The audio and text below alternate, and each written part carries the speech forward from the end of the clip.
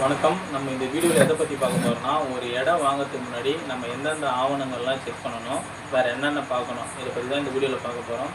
ஒரு இடம் வாங்குறவங்க வந்து இந்த வீடியோ சேவ் பண்ணி வச்சுக்கிங்க. ஏன்னா ஃபியூச்சரில் உங்களுக்கு கண்டிப்பாக இந்த வீடியோ யூஸ் ஆகும்.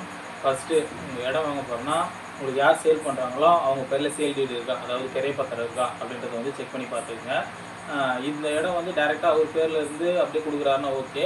இல்லை வேறு யார்கிட்ட வாங்கியிருந்தாருன்னா அதுக்கான மூலப்பத்திரம் இருக்கா, அதையும் வந்து வாங்கி செக் பண்ணி பார்த்துங்க. இதெல்லாம் ஒரிஜினல் வாங்கி செக் பண்ணி பார்த்துங்க. அடுத்தது வந்து ஏ ரிஜிஸ்டர் வந்து யார்கிட்ட இருக்குன்னா அது வந்து விஎஸ் கிட்ட இருக்கும். இந்த ஏ ரிஜிஸ்டரில் யார் பேரில் அந்த நீங்கள் வாங்க போகிற இடம் யார் பேரில் இருக்குது அப்படிங்கிறத வந்து செக் பண்ணி பார்த்துங்க. இந்த 3 டாக்குமெண்ட்டும் கரெக்டாக இருந்ததுன்னா அடுத்தது வந்து பட்டாச்சிட்டா, அதாவது வந்து உங்கள் சேல் பண்ணுற பேரில் தான் பட்டாச்சிட்டா இருக்கா, அதையும் வந்து செக் பண்ணி பார்த்துங்க. ஸோ வந்து இதெல்லாம் கரெக்டாக இருக்குது. அடுத்தது வந்து வில்லங்க சான்று போட்டு பார்த்துங்க. யார் யார் பேரில் வந்து நீ வாங்க போகிற இடம் யார் யார் பேரில் டிரான்சாக்ஷன் ஆகிருக்குது அப்படின்றத தெரிஞ்சுக்கிறதுக்காக தான் இந்த வில்லங்க சான்று போடுறோம்.